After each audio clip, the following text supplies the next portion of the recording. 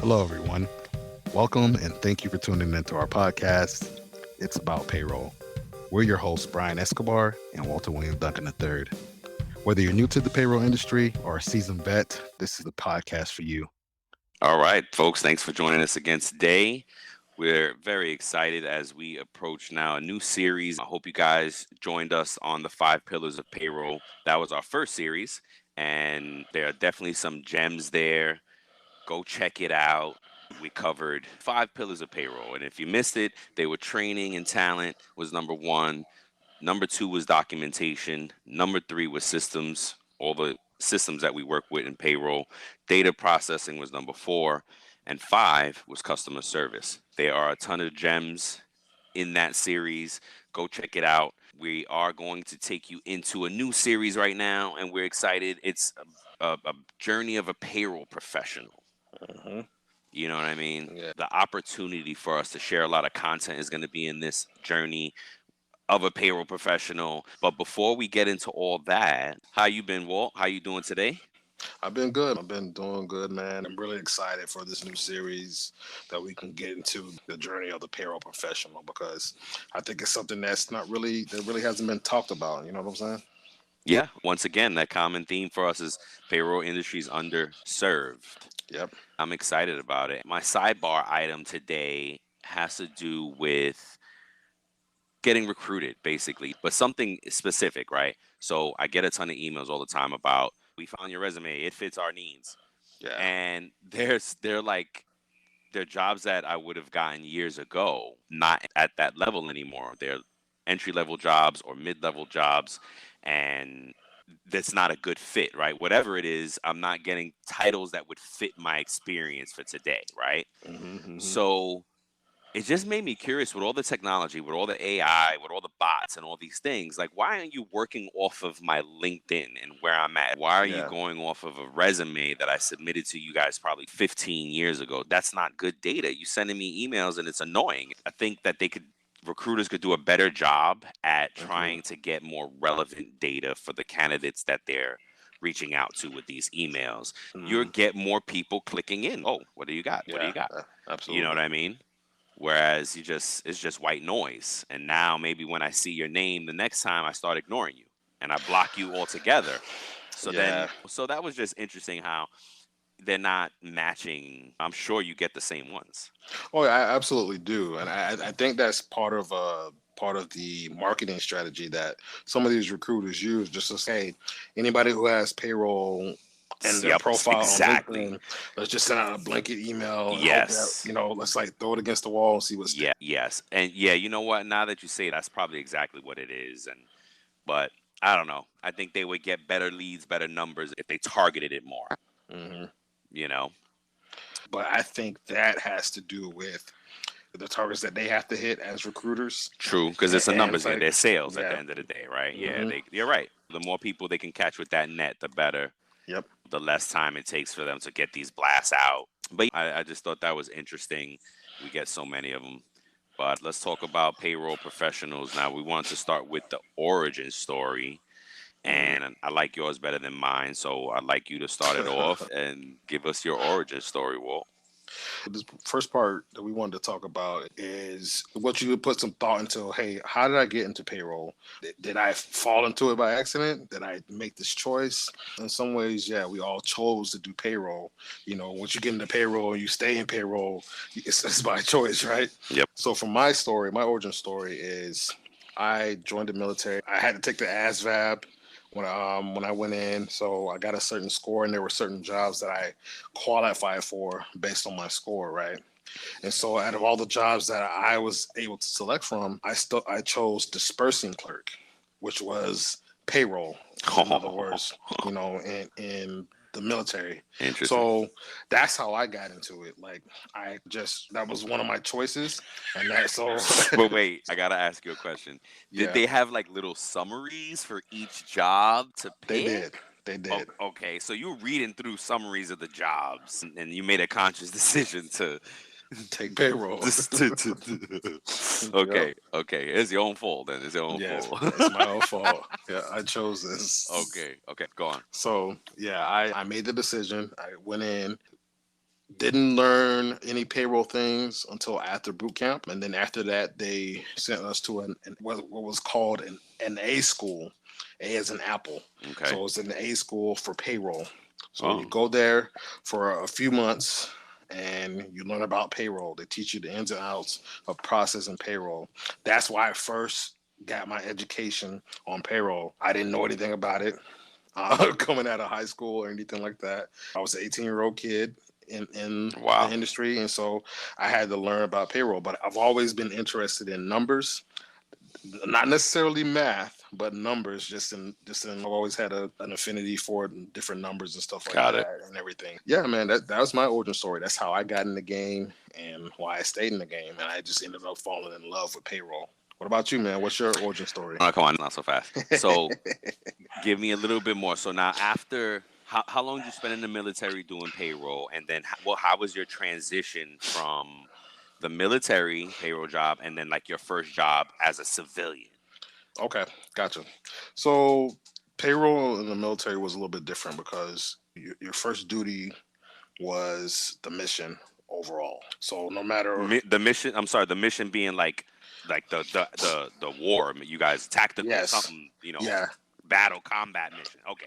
Right. yeah, I joined in January of 2001. As we all know, regrettably 9/11 happened that year. I So you had were to in the learn payroll. military when that happened. Yeah, I was in the military when that happened. Oh So wow. yeah, so I had to be on guard for that and actually be in danger zones and overseas and stuff like that. And while trying to do my job and make sure people got paid. Wait, So wait. Well, I'm sorry to cut you off. Please hold your thoughts. yeah, Okay, but I gotta ask these questions right for the listeners, right? Listeners, yeah, yeah. how was the schedule balance between being a Hmm. or a seaman because you were on the Yeah. you're Uh-huh. a Yep. soldier, and what just like hours wise, like how was that division of labor that those hours managed, like being a soldier and being a payroll person? Well, you're always a soldier, right? So Okay, no matter first, what, the first you're always a soldier. Now, okay, if you have a designated job, even though the cooks were in the kitchen cooking for everyone, they were still soldiers in the right. military. They were still seamen. That was just their designated job that they chose to go into. You had your role and dinner. So for them, they had their set time when breakfast was done, lunch and dinner was prepared, just like we did. Our hours were from 7 to 4, something like that. We had our own little space, our own little payroll office. But As I do, go But ahead. if something jumped off at 11 o'clock in the morning, Yeah, like that's it. You put pencils down and go be a soldier. yeah, you go be a soldier. So they will run drills. Something that we will run Really? constantly is called general quarters. So Okay. those would be the drills that we go to, and so they would hit that, and then you have to go to your station, whatever you're assigned to do. Like if you were designated to fight a fire, if there was a fire on board the ship or something like that, you had to go to your designated station and go there. If there was an attack, same thing. They would say general quarters, Wow. all hands on deck. Yeah, so you know what I'm saying. Wow. So this explains a lot, bro. And it says a lot about why your claim to fame is processing. We talk about that for each other. Like both of our claim to fame Hmm. is processing. Yeah. And now I get why it is. Cause like you had to balance Yes. is for all intent and purpose war at some point Hmm. and just getting timesheets done and pay and adjustments made and things like that. And that's amazing, man. Amazing. Thank you for your service, bro. I don't know if I tell you that Yes, sir. enough as a You do. friend. You do. Okay. Yeah. Thank you for your You service, do. You bro. do all the time. I appreciate that. But there were no timesheets, so it was There just were no basically timesheets. no. Everything like salary. Everybody was salary. You have a There were no designated. adjustments. There were some adjustments if you got out, if you were discharged, whether it's honorable, dishonorable, when you got out of the military or you were kicked out for whatever reason, Okay. right? Then you could probably have, based on that date, you can have some fluctuation or differences in your pay. But other than that, you got paid like whatever your rate was. So E1 had a certain salary, the enlisted folks, and then the officers and the chiefs But had okay. their set salaried. So not a lot of bonuses going on, nothing like that. There were sign on bonuses for certain rates. Right. If you were like on a sub or you Sure. worked in Yes. My engineering or boys something were like on the that, sub. Yep. If you worked in engineering, they gave you like more bonuses than anything. Like payroll, HR people, they really didn't have those bonuses or those bonus payments that you might have gotten like a reenlistment bonus. Okay. Based on your tenure or your years of service, but other than that, Very interesting, man. That's yeah. amazing, bro. So now, okay, so now take us from there. Now, how did you transition into civilian? Was your first job as a civilian in payroll, or did you have to? Yes, it was in payroll. So as soon as I got out after my 4 years of Okay. the whole war thing, okay, I'm done. I'm out. So I got out in 2005. Was still in the reserves for a few years, several years after that. Oh wow. Okay. But yeah, I jumped into the temp agencies, Okay. looking for Yep. jobs and stuff like that. And Yep. so my first permanent position was with a PEO. Okay. I'm not gonna say their name, Yep. Yep. but I was hired by them and brought on and just thrown into the fire. Like Wow. I didn't really get too much training. They basically said, "Hey, this is how you do this. Boom, boom. There you go. Off to the races." Off to the So races. that was Sink or my swim. yeah, that was initially my first experience coming from transitioning from active duty military to civilian life. It was different. It was different because you could really speak back in the civilian world versus the military. You Yeah. really can't talk back like that. Yeah. Whatever. Exactly. Different culture. Different culture. Yeah, it Yep. was a totally different culture. It was new for me. It took some adjustment period for me to get used to be able to say, hey, I have a voice. I can express myself and be able to say that stuff and whatever. It took there was an adjustment period for me.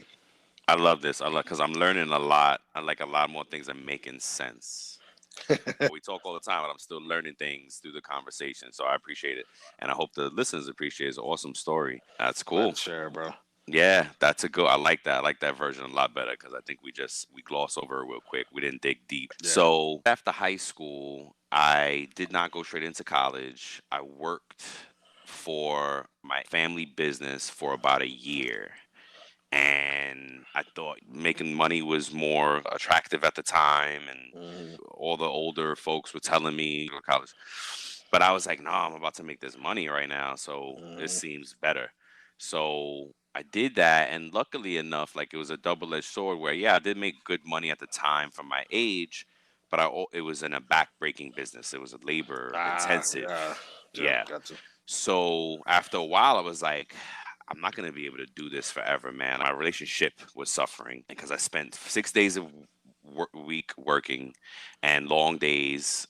By Sunday, I was wiped out. I didn't want to do nothing. I finally got to a point where it was like, no, this is for the birds. Like, I can't do this. It's not sustainable, right? Sustainability became a very big theme in my life. And I think it started then. And it still is a very big theme. Sustainable practices. That's how we last in payroll. That's how we build good departments and good processes is sustainable practice. So anyway, it wasn't sustainable, and I said, all right, I told one of my best friends, I said, I either gotta go to college or I'm about to go to the military. I was gonna join the Navy too, because yeah, my godfather is a retired career Navy person, and I was like, all right, I'm gonna go to the Navy. And he's like, no, you're crazy, man. Let's go to college. So we buddied up. So fine, fast forward, few years later, I don't know, 4 or 5 years later, I had my degree. Yeah. And during that time, I still worked for the family business, and I was able to get in the office now and start doing some office work because my schedule didn't allow me to be on the road anymore in the labor part of it. So I was able to get some office work. So by the time I graduated from college, I had my degree in business management, and I had this experience from the family business that happened to be writing 1099 checks. Oh, wow. So I had payroll experience, right? Gotcha. But it was at its most fundamental level. Like I'm just taking invoice rates from contractors and I times it by that and okay, boom, I write a check. There's no taxes, it's 1099. Just keep good records and boom, and this was done. Yeah. So graduated from school, I had this management degree I had no idea what to do with. And Gotcha. I'm like, wait a minute, where do I apply now? What the heck do I do with this? It's not a big problem, guys. You got to really just start thinking. You have to start thinking and being creative and understand like where you fit in and where jobs you can apply to and where you're going to leverage your degree. So I understood that I was entry level. Mm-hmm. Even as a college graduate, I didn't have any office experience. I'm trying to go into the corporate world. I wanted to work in Manhattan, you know, Mm-hmm. and Oh, okay. right, and that was it. That was the big city of dreams. Like that's where I was gonna make it, right? I knew that I matched at entry level. You know what I mean? Gotcha. And I kept looking for things, and the company out of Manhattan gave me an interview because I had payroll on my resume. I talked well on the phone interview, and I got a shot at in person. They called me back. They gave me the shot. It was an entry level job in payroll. Nice. And that was it, man. I got into corporate and they gave me the shot, and boom, I was off to the races in payroll. And I kept leveraging my experience and things to keep growing, man. Because unfortunately, you have to move around sometimes if you want to Yeah. grow. And as we talk about origins, we could talk about a few different things with the roles that we will get. Is payroll professionals, like our origin stories are often like getting a shot at doing it. Just getting that shot. Yeah. And yours is very different because you actually picked it. You were like, yeah, I want to go there. But a lot of us just fall into it. So many stories I hear, oh, I used to sit next to the person who did payroll. They went on maternity, they never came back, and my boss just gave me a shot to do it, Yep. something like that. And Yep. various stories of that type of, we just stumbled into it. And because there's no aim, right? There's no degrees, there's no path to Mm-hmm. success that's known. We're going to teach you guys the path of success, let me tell you. Yeah. But Yeah. there's nothing out there now that you can just say, hey, oh, I want to be a payroll professional. What does that roadmap look like? Yeah. This is not something that's pretty much advertised out there No, like that. Like, no, hey, you're gonna do payroll. Come no. this way. But look, it's a legit career, Yeah. and it's been getting more and more notice, Yeah. and people are fighting more for. There's a lot of payroll groups on LinkedIn that are doing a lot to Mm-hmm. build awareness, and I believe they're getting payroll as its own type of industry, because it is very frustrating when you go onto these sites and they say, what industry do you work in or whatever, and Mm-hmm. you feel like you're in payroll. Yep. Payroll is itself its own kind of thing and bucket that it. So you see human resources there, and you see finances there, and you're like, wait a minute, payroll should be a subset, at least at the very minimum, of something, Mm-hmm. or Mm-hmm. both, because we're in either human resources or payroll. Yeah. And that's how the origin, again, looping back to our origin story, that's how you usually get in, is at this level, and you grow from there, whether you like it or not. Because like you said, you Yeah. fell in love with it. And I don't know if I fell in love with it, and Yeah. I didn't. I fought it, I believe, for a while. I did it well, but I just had so much ambition, and it took me a long time to realize folks either very passionate about something or they're really good at something, and Mm-hmm. that's what they leverage to build their own businesses and have that Yeah. financial freedom. And it just took me a while to get there. So we're Yeah. leveraging our talent, and it's absolutely a good career path. And this Mm-hmm. journey, hopefully we show you guys that in this journey of a payroll professional. And again, we're going to have some episodes that we're conversational about where those stages are, right?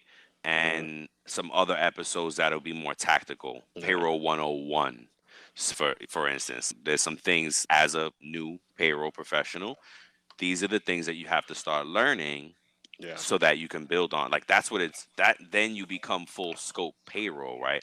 So let Mm-hmm. me ask you a question. Well, where in your career do you feel like where it just started clicking, to get like all the pieces started falling into place and you really got it, or was it that way out the gate? So for me, it was in two parts for me. So payroll in the military came easy because of how it was taught. It was very detailed, all the different tests and stuff like that that we had to do. It was Hmm. literally 3 or 4 months that we just got this training hammered into us. Right. We didn't do anything else. We just got the knowledge. Hmm. So when it came time to actually sit down and do the work, Hmm. I was already equipped with the knowledge to do it. So it was different coming out from the military to the corporate world because everything was structured a little bit different. right? So like with from the in a corporate setting, civilian setting, it was more so I had to catch on and catch up in the way they did it. Luckily, I'm a fast learner, so the first PEO that I worked for, within a week, I was out there like kicking butt, or whatever. Like, Nice. what I'm saying? I definitely had to ask my questions and stuff like that, but I was processing and really kicking butt. But it was a little bit different because we had to process our payrolls and stuff our checks. Ooh, ooh. You know what Okay. I'm saying? So Yep. like you're doing this for about 1,200 to 1,500 pays. So you like that can be up to 30, 40 clients per person. So it was an adjustment to get to. But I would say after my first 6 months, like I just kicked butt, and they put me in the office and said, hey, you're doing great. Oh my God, you're just taking off, and I got a raise and everything with my first 6 months of being in that company. So I is like it. is that where you like, okay, I like this is cool? Yeah, so that gave me just more. That gave me more confirmation that okay, I'm in the right industry. I'm good at this. I'm capable, and I enjoy it. Part of the reason I also enjoy it is because I you get to interact with people. I like to to serve and to be of service to people. Yeah. So like that kind of fills that role for me. Like to be able to help people and just feel like I'm doing something that really kind of matters. And so Yeah. like that's the thought process that I had with it. What Yeah. about you, man? When did it click for you? Honestly, Yeah. our first roles together. Yeah, man. I found my way through the chaos. Okay. So the fact that I really had to apply everything I knew, I had to Hmm. research and learn more, Yeah. and really, it that is what made that it was going to make or break me, that situation, and it made Hmm. me, and it made me, Gotcha. man. I've been a different place since then. As like that's where the whole approach this as a consultant was born. Approach every job you have like you're a consultant. Well, I'll rephrase. If you're having a tough time, right? Yeah. It was chaotic. It was Hmm. a lot of things to battle, and so I learned, and that's where you stretch. Like I was Yeah. stretched out, and that is where I realized I'm good at this. Yeah. I'm real good at this. I can roll with the best of them. Yep. And from there on, it didn't stop. I just continued to grow and really start performing at a higher level. So that's what carried me through for a while. I love where my career path and the experience that I've had, and Hmm. I'm one of those folks that believe that you're the sum total of your experience. Gotcha. So I think it's had everything to do with who I am today, and I don't regret any of it. I learned when you lose, don't lose the lesson. Yeah. So I've always taken that with me, and that's been very important because in payroll you could lose, man, and it could really hurt when you make Yeah. certain mistakes, and you want to be that go giver and you want to help someone, but if you Hmm. miss it, it hurts. It hurts to Yeah, miss man. something. What about Because you? no, I agree with you on that because most processors have big hearts and we take stuff personal. So when something is missed, when there is a mistake, we're Hmm. like, damn it, like, man, we feel that. I think that plays into the last series when we talked about the 5 pillars. It takes a certain type of person to fit into the payroll profession. Yeah. So what do you think of that? Do you think that you've taken things personal? Hey, I need to do better. Let me learn. Let me teach myself. Let me find out. Let me find a solution for this. Do you feel like you can identify with that? Yeah. When you lose, don't lose the lesson. And again, when you lose in these situations, like I said, you impact something. The reason why you lost in a payroll situation is probably due to process and procedure. If you miss something, then your checklist, you overlook, you know, that one little check that you should have done that day cost you, Yeah. right? Or so don't lose the lesson. And it's made me incredibly organized on that front, and making sure we have all the bells and whistles and notifications and reminders and lists that Hmm. keep you focused on what has to be done. I want to apply what I've learned from this and make sure it Yeah. doesn't happen again. Yeah. And if you're lucky enough to have a company that lets you grow, and they're going to want to know what went wrong and how you're going to fix it. And if you beat Yeah. them to the punch, right? Beat them to the punch, then you're better for it. If you recognize you made an error, or if you get that call that an error was made, you immediately document, put something together. Yeah. Hey, this is what happened, and this is how we're going to fix it. And not only how you're going to fix it, but how are you going to keep it fixed, Yeah. right? So let me ask you a question. I totally agree with you on that. Someone told me, and I want to get your thoughts on this. A Sure. former manager of mine said not to apologize when you make a mistake. How I've do you heard that feel? before. How do you? I What are your thoughts on that? I'll be honest, I use my apology sparingly because of that school of Hmm. thought, right? Yep. And then sometimes in payroll that you didn't make the mistake. Hmm. Even though the employee thinks it's your mistake, your customer Yeah. thinks it's your mistake, and that's fine for them to think that. At the end of the day, how are you going to fix my money? Get me my money. Here's that customer service, the last Yeah. pillar we just covered, fresh out. That customer service piece, you have to disarm. Yes, listen, if you're saying sorry, it's I'm really sorry this is inconveniencing you. But once information is updated here and this is done, or once you go in and update your direct deposit, then you won't have a Hmm. live check anymore. And you just help them through it in a just be helpful and forget the emotion part of it. So yeah, you're not always saying sorry. It's just like it depends on the situation. You got to read the situation. And this is where you flex some leadership skills and some growing skills, emotional maturity things. You take these opportunities and you kick out your SOP. Hey, if they miss something, hey person, this was missed. You're not Yeah. blaming.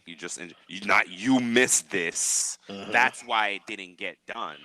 No, you should be fired. You should not. You cannot talk to your customers that way, Yeah. right? Gotcha. And so I think a lot of it is around that. It's that whole psychology part of it. Oh, it's admitting mistake. I use them sparingly. There's sometimes that I am like I'll make a mistake and I am sorry, and that's Yeah. why I don't say it all the time because it shouldn't be white noise, and you should handle it accordingly. And if you made a mistake, say sorry. You Gotcha. know what I mean? But yeah, yeah, I get it. I get it. Yeah. You know, I think you just have to balance it out. Yeah, because the reason that manager said it to me was because they said when you apologize, especially when you do it frequently, Hmm. it makes the client or customer feel as if you don't know what you're doing. Yes, absolutely. I can see that as well. It's more like a strategic type of. I totally agree. So we're winding down here. I like to know, what is payroll to you, Brian? That is a very interesting question because a few different bubbles just popped in my head all at one time. Hmm. When you think of it, you also got to know that it's just okay, your employee thinks it's their paycheck. So for me, it's the five pillars of payroll, right? It's literally those things. That's what payroll is to me, and everything in it, everything we do regarding payroll will fall into one of those buckets and can be expanded on infinitely. Yeah.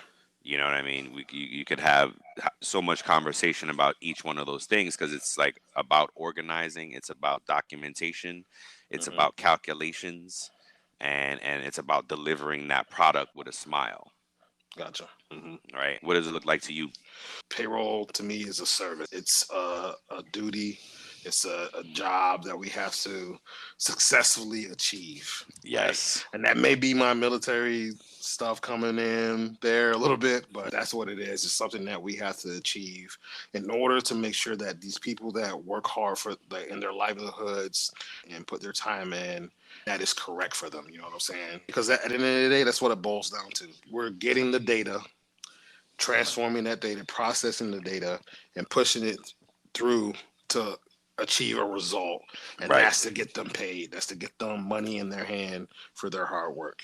So that's what payroll is to me, is to make sure that on all that we do is to make sure that those people get their hard earned money and that we do the best job of doing that for them. That's what it is. That's what payroll is to me.